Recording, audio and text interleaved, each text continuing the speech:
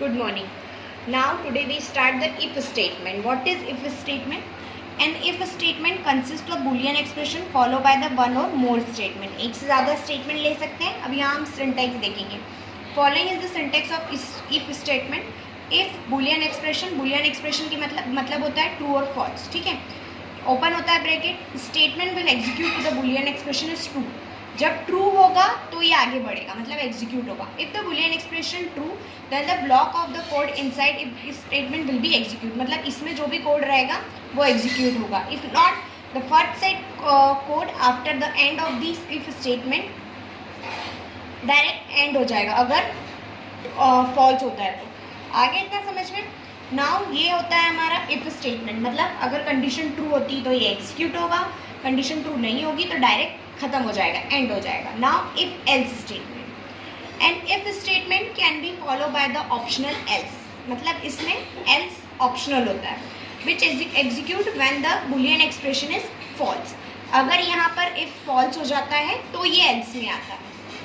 Same as it is उसमें भी है. इफ ब्लॉक में लगाएंगे अपन ट्रू और एल्स, मतलब अगर ये फॉल्स हो गया तो वो एल्स के पार्ट में आएगा. Same as it is. If the Boolean expression evaluate true then the block of code will be execute, मतलब यहाँ ट्रू हो जाएगा इसमें तो वो सीधे कोड एग्जीक्यूट होगा. अगर नहीं होगा तो वो एल्स वाले पार्ट में आ जाएगा. ठीक है, बहुत इजी है. इसमें हम यहाँ क्या देखा है हमने फर्स्ट वाले में, फिर से रिपीट करते हैं. इफ स्टेटमेंट में यहाँ हमने देखा है कि अगर कंडीशन ट्रू होती है तो ये एग्जीक्यूट हो जाएगा, और अगर फॉल्स हो जाती है तो डायरेक्ट खत्म हो जाएगा, मतलब कुछ लेगा ही नहीं. और यहाँ ये है कि इफ़ और एल्स, मतलब इफ़ के साथ आपको एल्स ऑप्शनल लेना है. इफ़ में अगर कंडीशन ट्रू होती है तो ये यही ख़त्म हो जाता है, लेकिन अगर यहाँ कंडीशन फॉल्स होती है तो ये ख़त्म नहीं होगा, ये कहाँ जाएगा एल्स वाले पार्ट में. जो एल्स में होगा वो एग्जीक्यूट होगा. आगे बात समझ में. Now the if else statement. If any program one or more than one boolean operate or expression then if else will be. एक से ज़्यादा boolean expression अगर आपको लगाने होते हैं तो फिर वो इतने सारे if else लगते हैं. अभी हम देखेंगे यहाँ पर. देखो, if boolean expression execute हो जाएगा true होने के बाद, फिर else में आएगा, यहाँ पे भी true हो जाएगा, फिर else में आएगा, ये भी true हो जाएगा, फिर else में आएगा, मतलब ये else if चलता रहेगा true होने के बाद. और अगर सिंपल एल्स आएगा execute then the none of the boys true. अब ये लास्ट वाला सिंपल एल्स में कब आएगा, जब ऊपर वाली सारी condition none of the above true, मतलब एक भी कंडीशन ट्रू नहीं होगी तो ये एल्स में आएगा. अगर यहाँ पर ट्रू होती जाती है, फॉर एग्जांपल देखो हमने यहाँ पर इफ़ में किया तो वो एल्स इफ में आ जाएगा, ये ट्रू हुआ तो वो फिर से एल्स इफ में आ जाएगा. लेकिन अगर इनमें से कोई भी ट्रू नहीं होता है तो वो डायरेक्ट एल्स में आ जाएगा. आ रहा है आपको समझ में. बहुत सिंपल है ये तीनों.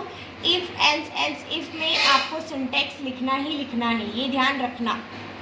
सिंटेक्स लिखना बहुत इंपॉर्टेंट है इसमें. Now nested if statement. It is always legal to the test nest if else statement which means you can one if और else if inside another if और एल्स, मतलब एक के अंदर एक आप बना सकते हो. जैसे sir syntax of else if का क्या, इफ एल्स का क्या बनेगा. इफ बुलियन एक्सप्रेशन इसके अंदर आ गया, ये बुलियन एक्सप्रेशन ट्रू एक हो गई, फिर बुलियन एक्सप्रेशन ट्रू हो जाएगा और यहाँ पर भी ये ट्रू हो जाएगा, मतलब एक के अंदर एक चल रहा है. You can nest the L's if statement the similar way. ऐसे ही आप एल्स इफ में भी कर सकते हो, ये इफ वाला है, उल्टा भी कर सकते हो. Switch statement. Variable to be tested equally the list of value, each value called the case. इसके अंदर केस लगते हैं. फॉर एग्जाम्पल यहाँ एक्सप्रेशन लगा, फिर केस वैल्यू आएगी, यहाँ ब्रेक हो गया, ब्रेक यानी यहाँ टूट जाएगा, फिर ये स्टेटमेंट जाएगा, ये ब्रेक होगा. अगर आप ये ऑप्शनल है ये वाला ब्रेक, ठीक है. स्विच स्टेटमेंट में क्या है, the following rule apply to the switch statement. The variable use to switch statement can only be the integer. ये इंटीजर होगा, जो बाइट शॉर्ट कोई भी वैल्यू हो सकती है. ये आप खुद पढ़ेंगे कि स्विच स्टेटमेंट में हम क्या क्या कर सकते हैं. ये वाला पार्ट आपको खुद पढ़ना है, ठीक है. कुछ भी नहीं है इसमें, सिंपल सा ये है कि इसके अंदर ब्रेक होता है, मतलब ब्रेक यानी बीच में अगर आप उसको बीच से तोड़ना चाहो, मतलब यहाँ से करना चाहो, ब्रेक करना चाहो तो आप ब्रेक कर सकते हो, यहीं कर स्टॉप कर सकते हो उसको, ठीक है. और बाकी के सब ऑप्शनल है, लगाना चाहो तो लगा सकते हो, नहीं तो डायरेक्ट को डिफ़ॉल्ट पे आ जाएगा, एंड में ख़त्म हो जाएगा यहाँ, ठीक है.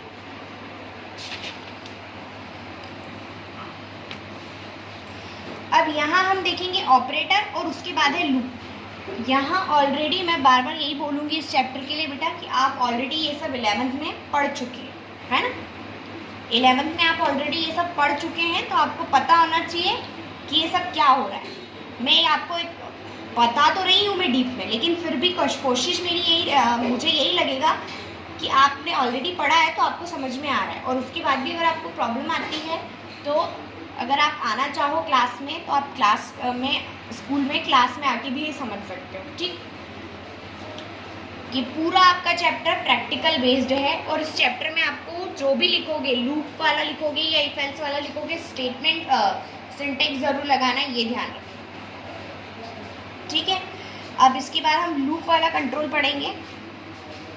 लूप स्टेटमेंट क्या होता है, मैं जनरल वे पढ़ रही हूँ अभी, ठीक है।